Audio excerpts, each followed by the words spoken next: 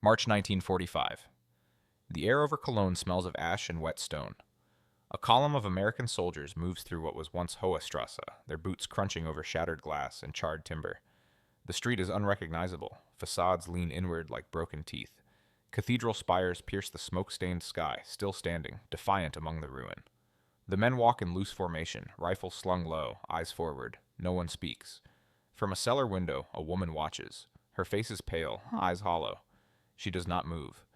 Behind her, a child grips her arm. The soldiers pass within meters. They do not hesitate. They do not flinch. The woman whispers something her daughter cannot hear. The Americans disappear into the haze ahead, swallowed by the rubble and the silence that follows war. By the spring of 1945, the Western Front had become a landscape of ghosts. The Allied advance that began on the beaches of Normandy 10 months earlier had transformed into a grinding push through the heart of Europe. Cities that had stood for centuries lay in ruins. Bridges were rubble. Roads were cratered. The armies of Nazi Germany, once seemingly unstoppable, were collapsing inward, leaving behind scorched earth and shattered populations. Yet the soldiers who marched through these places moved with a peculiar steadiness. They had seen too much to be shocked. They had fought too long to be afraid. The liberation of Western Europe had been anything but clean. After the breakout from Normandy in late July 1944, Allied forces swept across France with remarkable speed. Paris fell in August. Brussels followed in September. But as autumn turned to winter, the advance slowed. German resistance stiffened along the borders of the Reich. Towns like Aachen became fortresses. Every street was contested. Every building a potential trap. The soldiers who entered these places did so knowing that liberation came at a cost, not just to them but to the civilians caught in between. The ruins were everywhere. Strategic bombing campaigns by the Royal Air Force and the United States Army Air Forces had pounded German industrial centers and transportation hubs for years. Cologne, once a thriving city of nearly 800,000 people, had been reduced to rubble by over 260 air raids. By March 1945, fewer than 40,000 residents remained, hiding in basements and cellars, living in the skeletons of apartment blocks. The same story repeated across the Rhineland, the Ruhr, and beyond. Dresden, Hamburg, Berlin. The architecture of an entire civilization lay broken. Yet the soldiers kept moving. They were not conquerors in the traditional sense. They were liberators, occupiers, and avengers all at once. Many were conscripts, men who had never intended to become soldiers. But they had been forged by combat, shaped by loss, and hardened by a mission that felt both just and inescapable. They had seen their friends die in hedgerows and forests. They had stormed bunkers and crossed rivers under fire. By the time they reached the ruins of Germany itself, fear had become something quieter, not absent, just managed. For the civilians who remained in these cities, the arrival of Allied soldiers was a moment suspended between terror and hope. Many had lived under Nazi rule for over a decade. They had endured rationing, bombardment, propaganda, and the slow erosion of normalcy. Some had supported the regime. Others had resisted quietly or simply survived. By 1945, ideology had given way to something more primal, the desperate need to live through one more day. When the soldiers came, no one knew what to expect. In occupied France, Belgium, and the Netherlands, liberation had often been joyous. Crowds filled the streets, flowers were thrown, wine was shared. But in Germany, the mood was different. These were not liberators in the eyes of the population. These were invaders. The propaganda had warned them. Stories of vengeance, of atrocities committed by enemy forces, had circulated for months. Many expected the worst. Women hid. Men stayed silent. Children peeked from behind rubble, curious and afraid. Yet what many witnessed was not wrath, but exhaustion. The soldiers who entered Cologne, Aachen, and dozens of other shattered cities were tired. Their uniforms were caked with mud. Their faces showed the weight of months in the field. They moved with purpose, clearing buildings, setting up command posts, checking for snipers and booby traps. But there was no frenzy, no rage, just the methodical work of men who had done this before and would do it again. Civilians watched from darkened windows and half-collapsed doorways. They saw young men, American, British, Canadian, walking through streets that had once been their own. The soldiers did not loot. They did not burn. They handed out rations. They gestured for people to come out. Some spoke broken German. Others used hand signals. Trust was not immediate, but neither was violence. In the absence of gunfire, a strange quiet settled over the ruins. It was in this quiet that the whispers began. They walk like they own the place. They are not afraid. They move through the ruins like it is home. It was not arrogance the civilians saw. It was confidence, a kind of grim familiarity with destruction. These soldiers had crossed battlefields that looked like the end of the world. They had slept in foxholes and eaten cold rations in the rain. The rubble of a city was just another terrain. The ruins were not alien to them. They were expected, and so they marched without hesitation, without doubt, as if the broken streets were simply another mile on a very long road. The confidence civilians observed was not innate. It was earned through months of combat and cultivated through training that emphasized discipline over emotion. By the time Allied soldiers reached the Rhineland and beyond, they had been transformed. The raw recruits who landed at Normandy or fought in North Africa were gone, replaced by veterans who understood the rhythm of war. They knew how to read a street for danger. They knew which buildings to avoid and which alleys provided cover. Fear had not disappeared.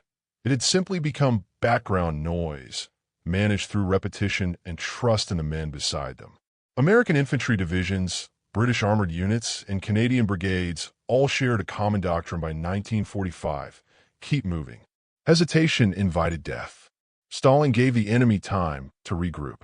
So they pressed forward, even when the landscape was unrecognizable. Officers led from the front. NCOs kept squads tight. The mission was always clear: secure the objective, clear the resistance, move to the next grid square. There was no time to dwell on the horror of what surrounded them. The ruins were simply obstacles, not symbols. But the ruins were also more than tactical terrain. They were psychological spaces that spoke to something deeper. Walking through a destroyed city was walking through the consequences of total war. Every shattered home represented a family displaced. Every collapsed building marked a moment of violence. The soldiers saw this, even if they did not speak of it. Some wrote letters home describing the devastation. Others stayed silent, unwilling or unable to put it into words. For many, the ruins reinforced the justness of their cause. This was what Nazi Germany had brought upon itself and upon Europe. The bombed-out factories, the cratered roads, the skeletal remains of churches. They were evidence of a regime that had gambled everything and lost. The soldiers did not celebrate the destruction, but neither did they mourn it. It was the price of war, and they were there to finish what had been started. From the civilian side, the experience was more fragmented.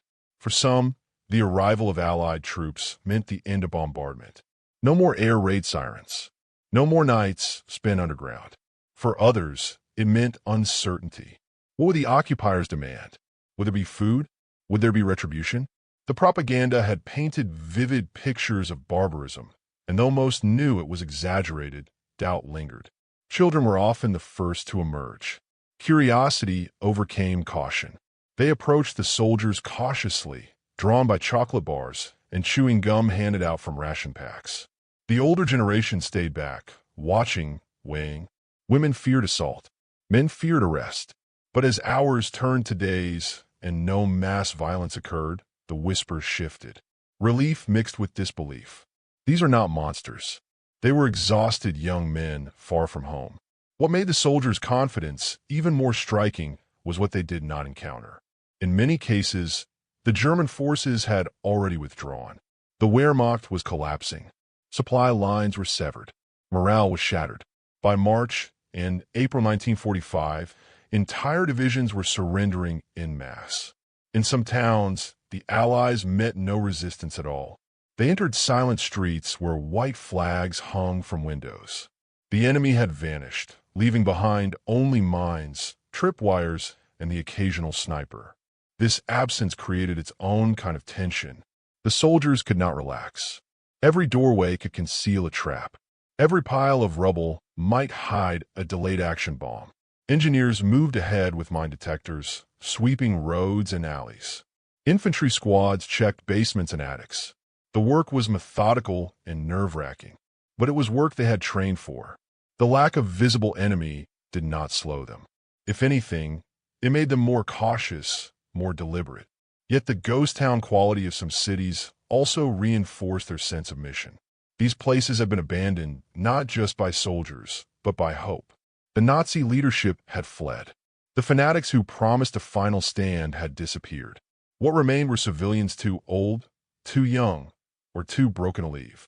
The soldiers moved through these spaces with the knowledge that they were not conquerors claiming victory, but cleaners finishing a job. Part of the soldiers' composure came from something intangible but vital: brotherhood. By 1945, most combat units had been together for months, some for years. They had shared foxholes, shared rations, shared fear. They knew each other's habits, weaknesses, strengths. This bond made them effective, but it also made them resilient. Walking into a ruined city was less daunting when the man beside you had saved your life in Normandy or the Ardennes. Officers and NCOs understood this. They fostered camaraderie through shared hardship and mutual respect.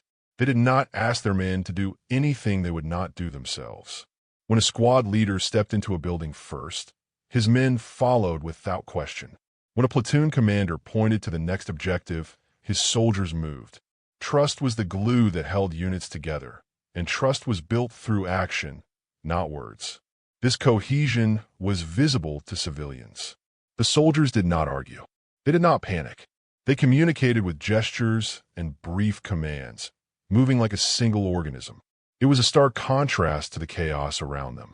The ruins were disorder incarnate, but the soldiers brought order, not through force, but through discipline.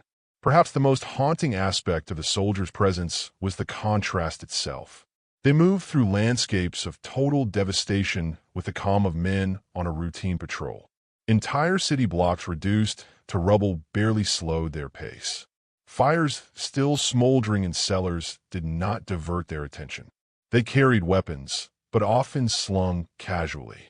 They smoked cigarettes while scanning rooftops. They joked quietly while stepping over craters. To the civilians, this was both reassuring and surreal. How could anyone be so composed amid such destruction? The answer lay in exposure. The soldiers had been numbed by repetition. They had seen worse. They had walked through fields littered with bodies. They had cleared bunkers filled with the dead. The ruins of a city, however vast, were just another phase of the war. Terrible, yes, but not incomprehensible.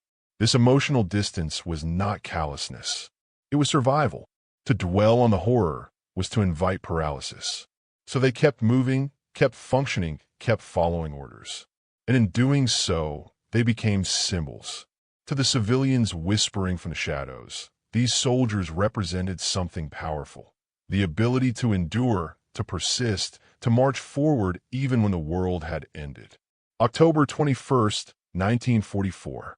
Aachen, Germany, the first German city to fall to the Allies. For 19 days, American forces had fought block by block, floor by floor, through a medieval city transformed into a fortress. The 1st Infantry Division and the 30th Infantry Division had encircled the city, trapping its defenders. Now, as the final pockets of resistance collapsed, soldiers of the 26th Infantry Regiment pushed into the city center. The air was thick with dust and smoke. Buildings leaned at impossible angles. Entire streets had been erased by artillery fire. Lieutenant Colonel Darrell M. Daniel led his men through Kampfes Badstrasse, moving toward the city hall. Snipers fired sporadically from upper floors. Machine gun nests had been dug into basements. Every intersection was a potential kill zone. Yet the soldiers advanced with measured precision. They used grenades to clear rooms. They fired into windows before entering. They communicated with hand signals and whispered commands. There was no hesitation, only action. Civilians emerged slowly. An elderly man stepped from cellar, hands raised, eyes wide. A woman clutched 2 children, their faces streaked with dirt. They had been underground for days, hiding from the shelling. Now they stood blinking in the pale sunlight, unsure whether to run or stay. The soldiers gestured for them to move back, away from the fighting. One private handed the woman a ration tin. She took it without speaking, then retreated into the shadows. By mid-afternoon, the German garrison commander, Colonel Gerhard Wilk, realized the situation was hopeless. His forces were depleted, his ammunition nearly gone. The civilians he had been ordered to defend were starving. At 1,205 hours, he surrendered. Over 3,000 German soldiers laid down their weapons. The battle for Aachen was over. The Americans had won, but the city itself was a corpse. Estimates suggested 5,000 civilians had died during the siege. Thousands more had fled. What remained was a landscape of ash and stone. The soldiers who secured the city hall moved through its halls with quiet efficiency. They cleared each room, checked for stragglers, posted guards. Outside, engineers began marking safe routes through the rubble. Military government officers arrived to establish order.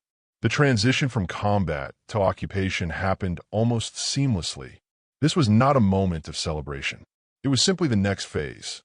For the civilians still hiding in Aachen's cellars and ruins, the silence was jarring. The shelling had stopped. The gunfire had faded. In its place came the sound of boots on stone, the hum of vehicles, the clipped voices of American soldiers issuing orders. Some ventured out cautiously. Others stayed hidden, waiting to see what would come next. They watched the soldiers move through their city, past destroyed homes, past cratered streets, past the remnants of lives that no longer existed. And they whispered, "They are not afraid. They walk like they own it. They move through the ruins like it is nothing." March 6th, 1945. Cologne. The city had endured 262 air raids. Over 90% of its center was destroyed. The population had dwindled from 768,000 to fewer than 40,000. When the 3rd Armored Division approached from the west, German forces had already begun their withdrawal across the Rhine. Rear guard units fought, delaying actions, but the collapse was inevitable. By the afternoon, American tanks rolled into the city unopposed in most sectors. The Cologne Cathedral, scarred but standing, loomed over the devastation like a monument to survival. Sergeant Andy Rooney, a Stars and Stripes correspondent, later described what he saw. There was nothing left. Just walls. Just fragments. The streets were canyons of rubble. And through it all, the soldiers walked. Not slowly. Not fearfully. Just forward. Private First Class James Bates of the 36th Armored Infantry Regiment moved through Neumarkt Square with his squad. They had been briefed on potential holdouts, on booby traps, on desperate last stands. But what they found was silence. A woman stood in a doorway, a scarf wrapped around her head, her face unreadable. She watched them pass. A group of children sat on a pile of bricks, too exhausted to be curious. An old man pushed a cart filled with belongings, moving slowly through the rubble without looking up. Bates later wrote home, "They didn't cheer. They didn't cry. They just looked at us, like we were ghosts. Or maybe they were." The soldiers cleared buildings systematically. They checked basements for holdouts. They marked structures unsafe for entry. They set up aid stations and command posts. Within hours, military government teams arrived to begin organizing food distribution and medical care. The transition was mechanical, efficient, devoid of ceremony. This was not liberation in the joyful sense. It was occupation in the most literal form, taking control of a space that had ceased to function. Yet something profound happened in those first hours. Civilians began to emerge. Slowly at first. A family here. A lone woman there. They came to the soldiers not with hostility, but with need. Food, water, information. Where could they go? Was the fighting over? Would the bombing stop? The soldiers answered as best they could. Some spoke German. Others used gestures. Ration packs were distributed. Medics treated wounded civilians. Engineers began clearing roads. And through it all, the soldiers kept moving. Even as they helped, even as they paused to light cigarettes or check maps, they radiated a sense of purpose. They were not tourists. They were not conquerors reveling in victory. They were professionals completing a mission. The ruins did not intimidate them because they had walked through worse. The despair around them did not paralyze them because they had seen despair before. One civilian, a schoolteacher named Margaret Fisher, watched from shattered window as a column of American infantry marched past. She later told her daughter, "I thought they would be loud, angry, violent, but they were quiet, focused, like workers going to a job." They did not fear the ruins because the ruins were just where they worked. By nightfall, the center of Cologne was secured. Patrols moved through the outskirts. The Rhine bridges, destroyed by retreating Germans, were scouted for pontoon crossings. The soldiers dug in for the night, setting up perimeters, posting sentries. Some slept in basements, others in the open, wrapped in blankets. They did not celebrate. They had learned long ago that victory was not a moment, but a process. Tomorrow they would move again, across the Rhine, deeper into Germany, closer to the end. The civilians who watched them settle into the ruins felt something shift. Fear began to ease, replaced by a tentative relief. These soldiers had not come to destroy. They had come to finish what had been started. And in their calm, in their confidence, in their refusal to be shaken by the devastation, they offered something unexpected, a glimpse of order returning to chaos. Within days of occupation, the reality of liberation settled over the ruined cities like ash. Military government units took control of administrative functions. Officers issued proclamations. Curfews were enforced. Identity checks became routine. The soldiers who had marched so confidently through the rubble now became policemen, administrators, and aid workers. The transition was jarring for some, mundane for others. The war had not ended, but in these pockets of occupied Germany, it had paused. Food became the first priority. In Cologne, Aachen, and dozens of other shattered cities, civilians faced starvation. Supply lines had collapsed. What food remained was hoarded or inaccessible. The Allied military governments established distribution points, rationing what they could spare from their own logistics. Lines formed outside requisition buildings. Women waited for hours clutching ration cards issued by American or British clerks. Children stood silent beside their mothers, eyes hollow with hunger. The soldiers handed out K-rations, canned goods, bread when available. Some gave away their own chocolate bars or cigarettes, small gestures that carried enormous weight. A piece of gum became currency. A tin of meat could feed a family for 2 days. Trust began to form in these exchanges. Not friendship, trust was too fragile for that, but a mutual recognition. The civilians needed to eat. The soldiers had food. The transaction was simple, human. Medical care followed. Makeshift clinics opened in basements and half-destroyed schools. Army medics treated civilians alongside wounded soldiers.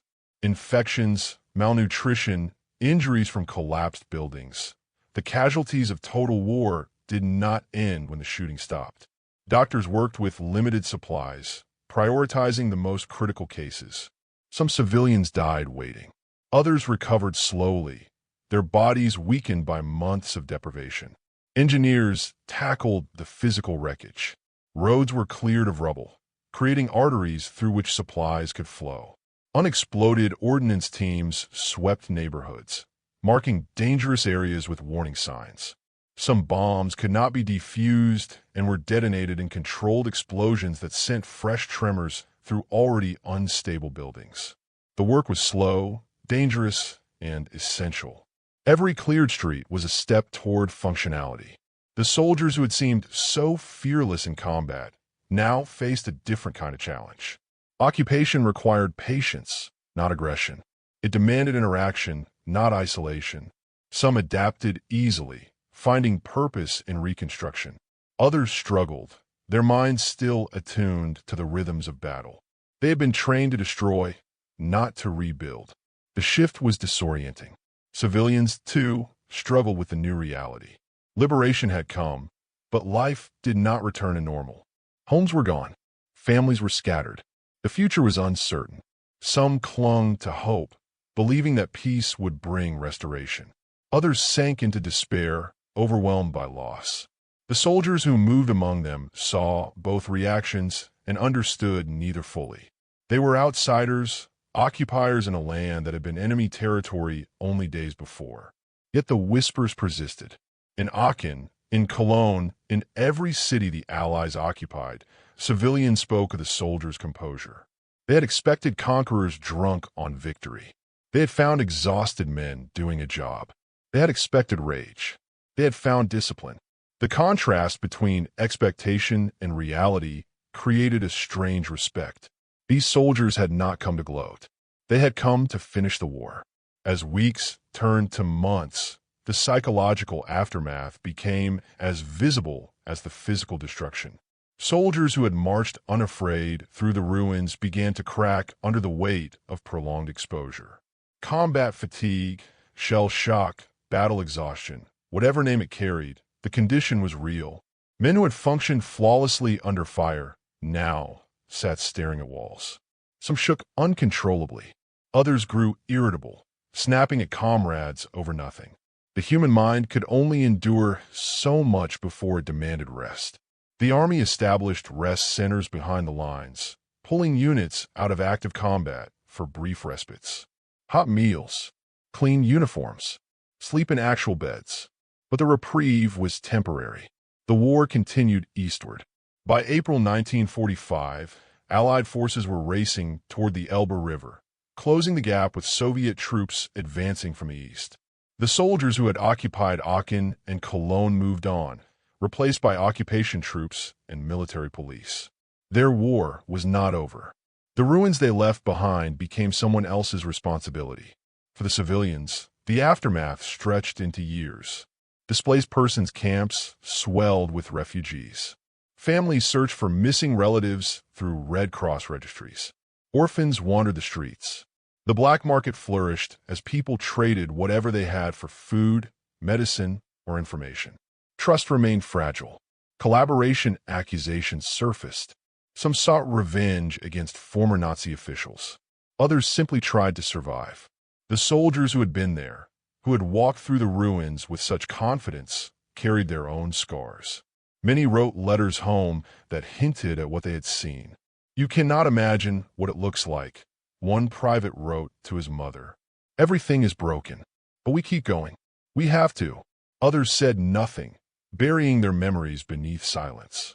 Some would speak decades later, in interviews or memoirs, describing the strange calm they felt moving through devastation. "We were numb," one veteran recalled. "We had to be. If we let in, we'd have stopped moving."